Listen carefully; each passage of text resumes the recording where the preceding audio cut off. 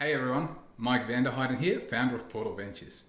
Now, at Portal Ventures, what we do is we help online marketplaces like yourselves generate more lead flow and revenue through scalable and effective search engine optimization strategies. Now, as part of the Property Portal Watch conferences, we're going to be opening up a limited number of spots where we can talk directly with you about your challenges, your opportunities, and potential strategies on what you can do to grow your organic search traffic. If you'd like to know more, keep an eye out for the communication throughout the conference or go to portal.ventures/ppw to secure your spot now. I look forward to talking to you soon. We've run a survey over the last few days. Fantastic response. It's now well up over 120, 130 people, which is a little more than when we completed these slides yesterday. And what we've asked those people from all aspects of life, whether they're C-level management right through to some board members and marketing teams and around the world, is we want to understand what has been the impact of coronavirus on your business. What are the initiatives that you're undertaken to build your businesses during these COVID times?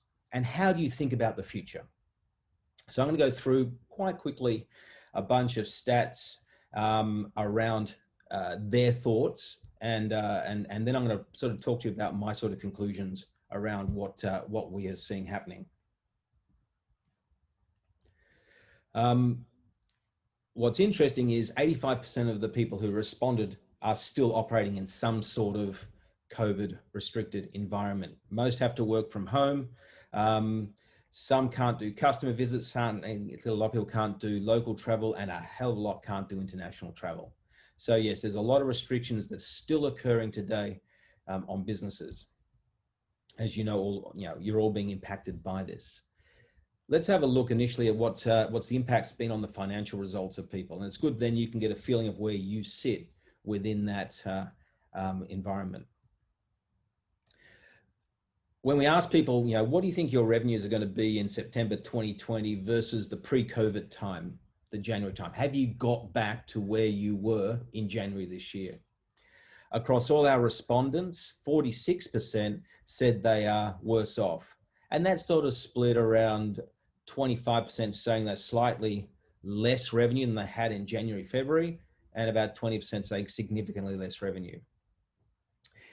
For all intents and purposes, half the people haven't got back to the revenue levels they were in those pre-COVID times.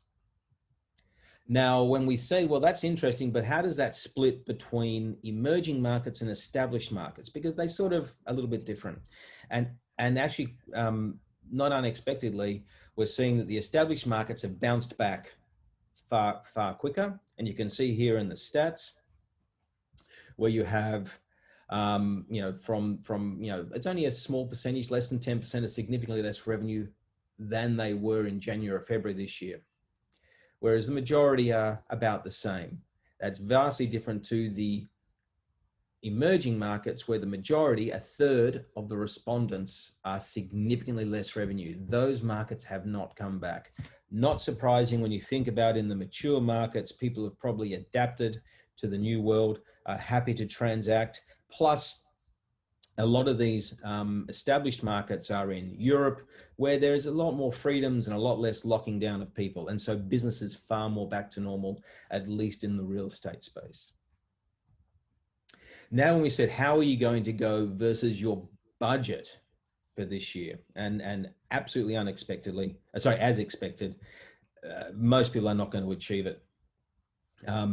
In emerging markets, 72% of people said they would underachieve those budgets, and 68%. So it's about the same split between both established markets and emerging markets. And that's very much to be expected given the loss of revenues in that March, April, May timeframe.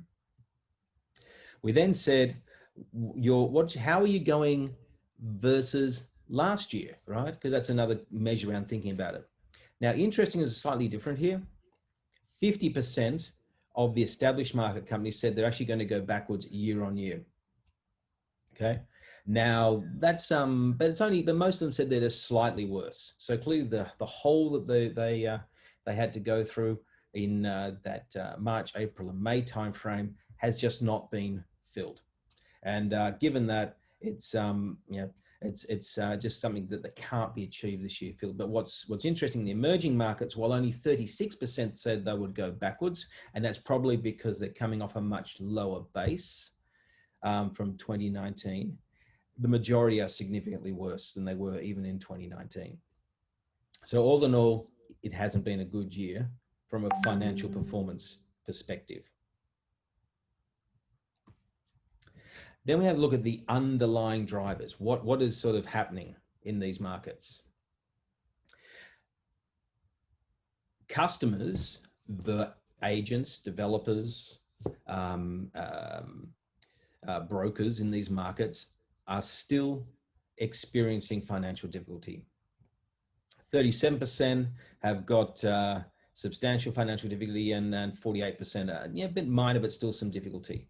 So the underlying markets, the underlying dynamics still haven't come back completely to help drive revenues in these portals and marketplaces. That's become very, very clear.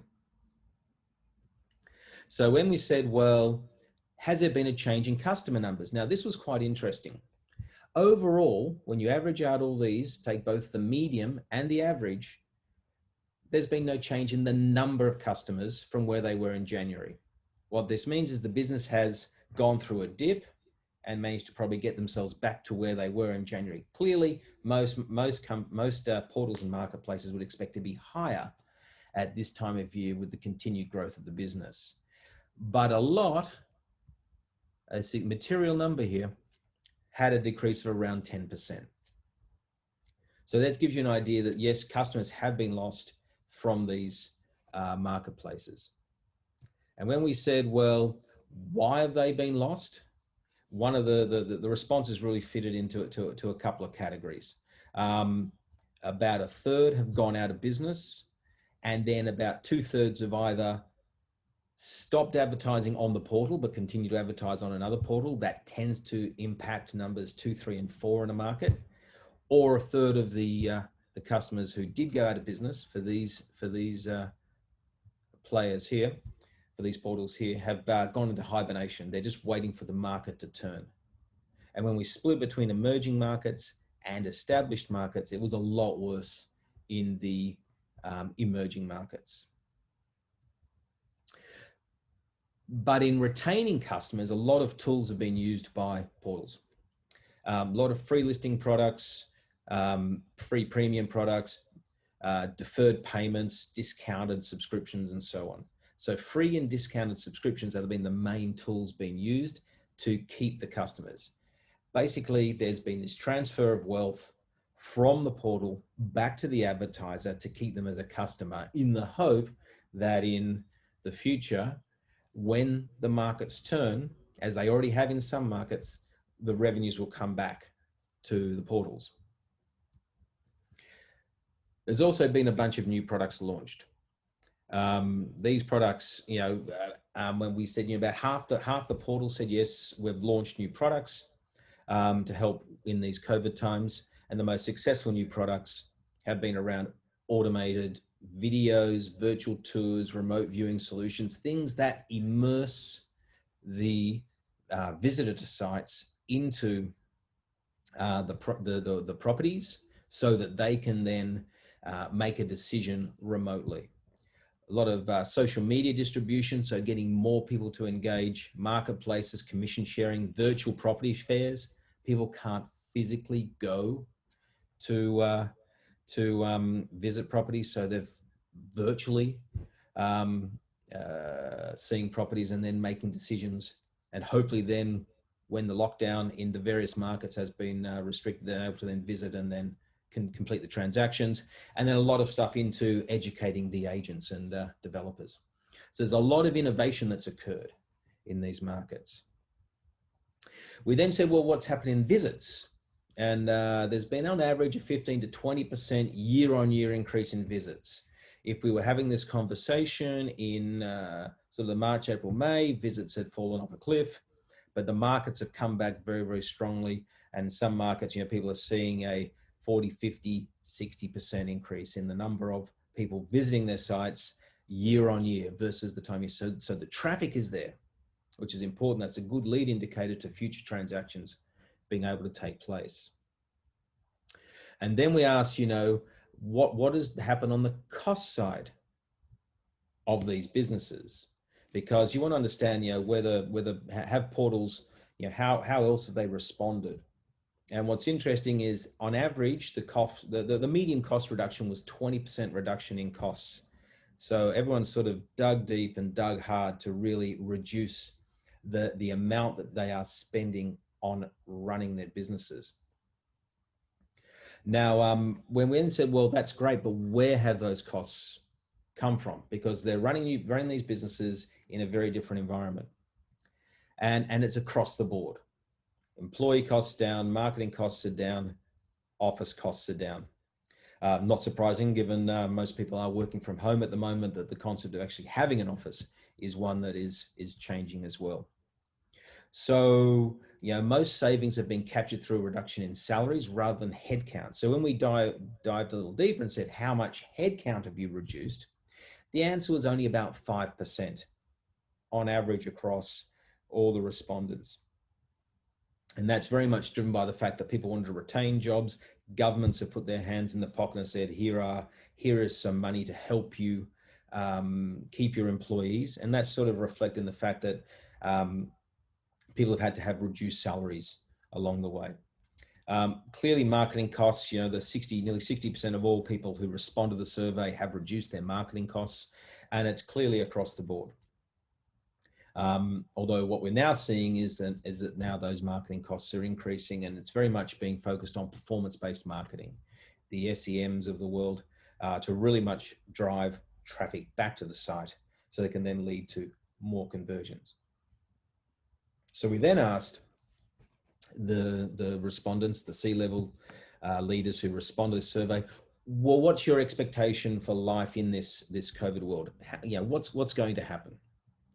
Because this is sort of giving us an insight into what the future is going to look like, and then really sets up all these conversations that we're going to have today. Now, we've been asking this same question of respondees since March this year. And the question goes along the lines of, how long do you expect there to be a negative or a direct negative impact of COVID on your business? When we first ran the survey back in March, the respondents said 6 months on average. Well, if that had been correct and that optimistic approach, we would all be on the other side and going through strong recovery. But the reality is we are still all suffering direct impacts. If you're in Europe, you've got various areas that have got locked down. There's travel, difficulties in travel. There are many markets in Asia which are still, people are still in lockdown. And we'll hear from Justin later on today in Myanmar, where there are strong lockdowns. Or you could be in Melbourne, Australia, where you are still in a very much restricted environment. Then we conducted the survey again at the end of March, where people were a bit more pessimistic. We then ran it again in April, where they were even more pessimistic. And here we are running the survey again today. And on average, people expect this lockdown to continue well into, so not lockdown, the negative impact of COVID to last well into April next year. So we're not at the end of it. We're not even at the beginning of the end of it. Or at the end of at the beginning, we are now, there's a long way to go. So then we said, well, and then you said, well, has really business permanently changed then, right? Because is this the temporary or a permanent change? And what respondents have said is, the roughly 35% have said, yes, business has permanently changed for them. Tighter financials control, the consumer has changed, the way they're searching has changed, what they're searching for is changing. They're going, more people are wanting to move from big cities into the country, have more space. People are looking for homes with offices so they can work from home, remote working, less travel, and you need to be much more agile. When we said, well, what does that mean for how you run your business? I things changed there. And then clearly working from home, WFH, working from home, has changed the way we operate. Really interesting is half the respondents said there's no change in productivity, whether they're sitting in an office or they're sitting at home. We have no difference in productivity. 35% think there is an increase in productivity, while only 12% said it's reduced. So what that says is working from home is here to stay. Just under 30% said yes, we'll permanently have a working from home policy. Around 30% said yes for the next 6 months, and another 30% said no, 6 to 12 months we'll have this policy. My feeling is that's going to become more permanent over time. And 20% are saying we don't actually need an office anymore. And this will be a permanent change. So we're in a brand new paradigm here.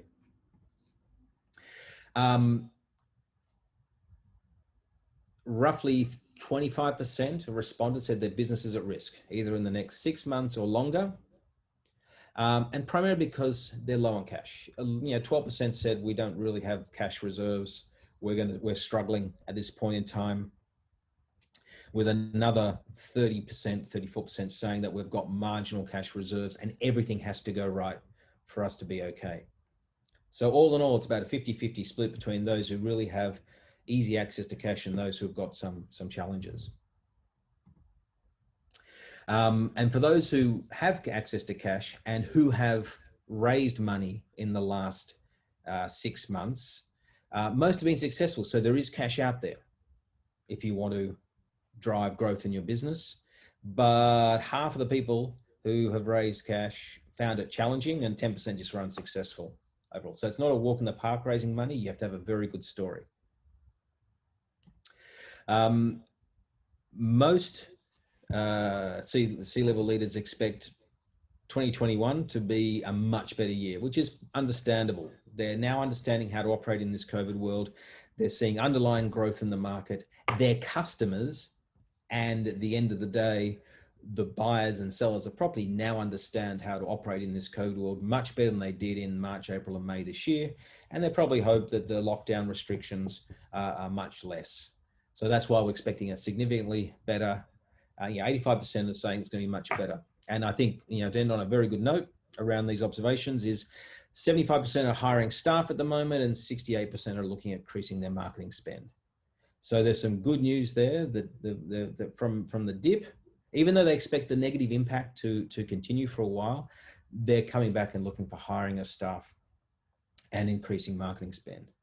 So when I was reflecting on what this really all mean, I came up with a number of thoughts. I think, my word of advice to everyone out there is there's not like a post-COVID world. I think we're going to have to learn to live with COVID in some way, shape, or form. Will there be a miracle vaccine that suddenly cures everyone overnight? Highly unlikely. Will there be morphing of COVID virus into other strains? Probably, and it's going to continue to impact. So we've got to learn to live with it, and therefore adaptation and how you adapt to it is critical.